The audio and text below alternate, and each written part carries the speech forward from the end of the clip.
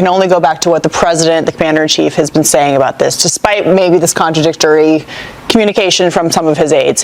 He said it's very simple. If you tariff us, we will tariff you at the same rate, and we will talk about the rest later. But we want an equal playing field to get back to actual fair trade. But we will charge them approximately half of what they are and have been charging us. If you look at that, China, first row, China, 67%. That's tariffs charged to the USA, including currency manipulation and trade barriers. So 67%, I think you can, for the most part, see it. Those with good eyes, with bad eyes. We didn't want to bring, it's very windy out here, we didn't want to bring out the big charts because it had no chance of standing. Fortunately, we came armed with a little smaller chart.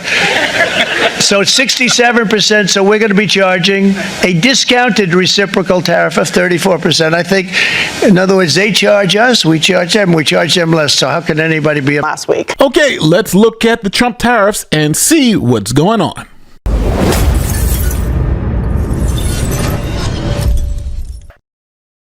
All right, welcome to the channel. Today we are going to look at the Trump tariffs. We're going to look at what's going on, why they're imposing tariffs, the reasoning behind the tariffs, how they're being implemented on a worldwide scale, and the response to tariffs. And you get to make the decision who has the better argument. All right, on April 2nd, 2025, US President Donald Trump announced sweeping new tariffs that are affecting over 180 different countries. Now, the next question is obviously, what authority does the president have to issue these tariffs? Now, the Constitution answers our question. It says here, Article 1, Section 8, that Congress has the power to levy tariffs against foreign nations. So now, I know your next question, you're like, well, it's the President of the United States who are levying these tariffs, so this has to be unconstitutional, right? This rationale is the basis of this conservative group's lawsuit against Trump's recent tariffs. Conservative legal advocacy group has filed the first known legal challenge to the Trump administration's tariffs.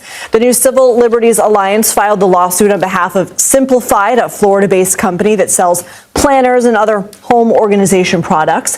The group claims President Trump does not have the legal authority to impose tariffs on Chinese imports, which the company heavily relies on for its business. Now, Trump's authority to pass the recent round of tariffs come from a law called the International Emergency and Economic Powers Act. And this law was passed in the 1970s. Now, the rationale for this law came from an earlier Supreme Court decision from Field v. Clark in 1892. Now, in that case, a company sued the federal government claiming that Congress had given the president way too much lawmaking authority and allowing the president to raise tariffs on things like sugar, coffee, and other goods. But the Supreme Court said that the president was only carrying out Congress's policy, and their policy was dictated by the law they passed, giving the president the authority to raise and lower tariffs in this way. So the International Emergency Economic Powers Act gives the president that authority to raise and lower taxes as he sees needed based on an emergency that may have developed. Now, what type of emergency? Well, it's really up to the president to decide. And President Trump has declared a national emergency when it comes to tariffs. In short, chronic trade deficits are no longer merely an economic problem. They're a national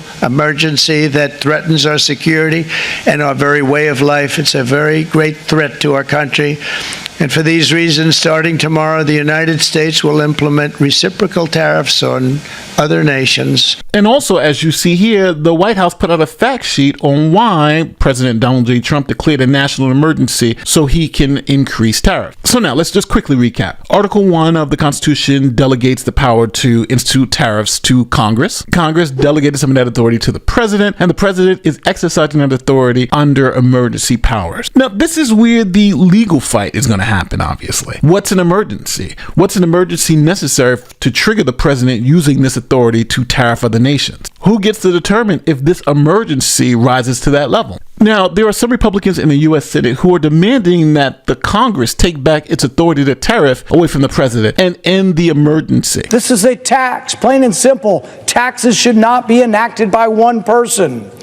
So I will vote today to end the emergency. I will vote today to try to reclaim the power of taxation, the power of the tariff, to where the Constitution designated it should properly be, and that is in Congress. So the question here is simple. Are trade deficits national emergencies? And then what about the reverse? Like we saw earlier, the United Kingdom or Australia, which have trade surpluses with the United States, why would they be subject to a 10% tax? You could make the argument that the emergency declaration doesn't apply to them, but yet Trump and his administration have added tariffs to their imports anyway. But until we get more information, this seems to be the state of play. The Trump administration published this formula, which they use to determine the tariffs for each individual country. So let's start with China and see how this equation worked out for China. Okay, so I want to start with what was China's tariff rate before all this madness started. And to do that, I'm going to look at the Peterson Institute for International Economics. I'm also going to look at the International Trade Administration from the United States Department of Commerce, which Trump controls. And I'm going to look at the Office of the United States Trade Representative. Again, this is also an executive office under the control of the president. Now, all these sources claim that China's effective tariffs on all goods are an average of 20 to 23%. So I'll take 22% as the number. So the tariffs on U.S. goods are 22%, cut it in half. So the U.S. should impose an 11% tariff on Chinese goods because remember President Trump said we're going to charge them half of the tariffs that they impose on us.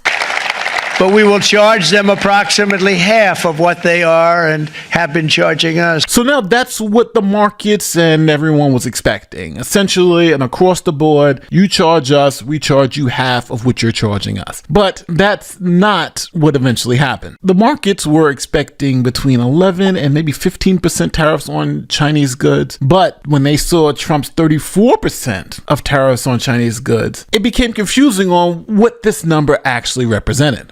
A comment from the White House on where this came from. The White House official telling reporters yesterday, quote, "I want to emphasize here that these tariffs are customized to each country and the numbers have been calculated by the Council of Economic Advisors using very, very well-established methodologies from the international trade economic literature." We're sitting there on the desk last night. President Trump says we're charging people half of what they charge us. He puts up that now I'm going to say famous poster board. And I'm looking at those tariffs. I'm like, wait a second. I don't know the tariffs like an encyclopedia, but I'm pretty sure European tariffs are not 39%. I think I know that countries like Switzerland have like almost no tariffs and Singapore. I think the European tariffs are like 4%. And like, where are these numbers coming from? I get offset and I start getting emails from the economists and the international trade experts I know, and they're like, what the heck are those numbers? And nobody really understood where those numbers came from. So here is the chart that the president rolled out. And as you can see, it says on one side, the country, China. Then the next column, it says tariffs charged to the U.S., including currency manipulation and trade barriers. And then the next one is the USA discounted reciprocal tariffs. So we're going to charge you half of what you charge us. And China, it has 67%, and half of that is 34%. But the confusion was, how'd you get to this 67% number? Because that's not the number we expected. So here is how the Trump team came to that number. They published this formula from the Office of the United States Trade Representative. So let's break down this formula. First, you have imports from the United States. That's how much we send to them. Then you have exports to the United States, how much they send to us.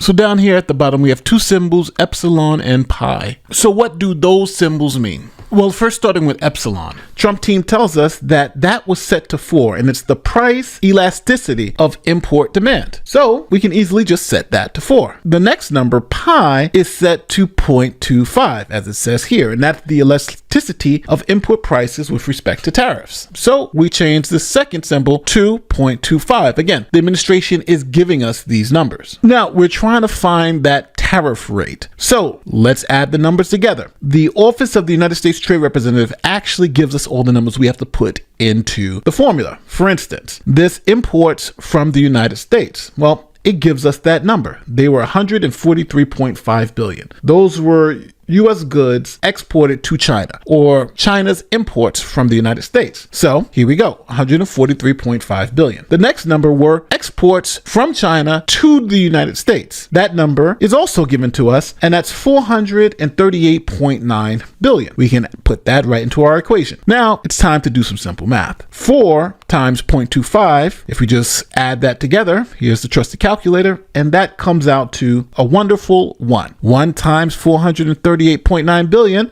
equals 438.9 billion. That is the number. Now we can do the math up top. 143.5 minus 438.9, and that comes out to 295.4. Now we can check that number because the Office of the United States Trade Representative literally has that number here. So we really didn't have to do the math, but that number is here. So now we can do the simple math, and it's 295.4 over 438.9 billion, and that comes out to a whopping 67%, which is right here on the chart. The total tariffs charged plus currency manipulation and trade barriers equals 67%. Half of that is 34%, and that's the US reciprocal tariffs on China. So when it comes to countries that send more products to us, which is a trade deficit, this formula works fine. European Union, 39%. Vietnam, 90%. Remember, these are the countries that are allegedly treating us unfairly. So now when it comes to countries with surpluses, meaning they actually buy more goods from us than we do from them, this formula doesn't make sense, because why are we punishing someone like the UK with a 10% reciprocal tariff when they actually buy 11.9 billion more goods from the US than we buy from them? So to be fair, there should be no tariff on the UK because the trade imbalance is in our favor. And it's the same thing for Australia. We actually send more goods to Australia than they send to us, but yet we hit them with the 10% tariff. And then speaking about fairness, what about countries that have no tariffs on goods? Well, for instance, like Singapore. Singapore has no tariffs on any goods, but why would we now charge them 10% reciprocal tariff? How is it reciprocal if they don't charge us tariffs? And then what about a country like Israel that removed all of its trade barriers with the United States, foreseeing that they would be hit with a reciprocal tariff? So they essentially said, we're going to have no tariffs on US goods, so we won't be hit with reciprocal tariffs. But if you look at the chart, they were hit with 17% reciprocal tariffs, even though they literally removes all their tariffs and trade barriers so they wouldn't be hit with tariffs. So at the end of the day, hopefully this video would have helped you understand how these tariffs were devised, how they're implemented, and why economists don't really understand the logic behind how these tariffs were employed globally. Because no matter if you had tariffs, if you didn't have tariffs, if you had a trade imbalance, if you didn't have a trade imbalance, you were hit with a 10% tariff. And if this was about fairness, then even in situations where the US is benefiting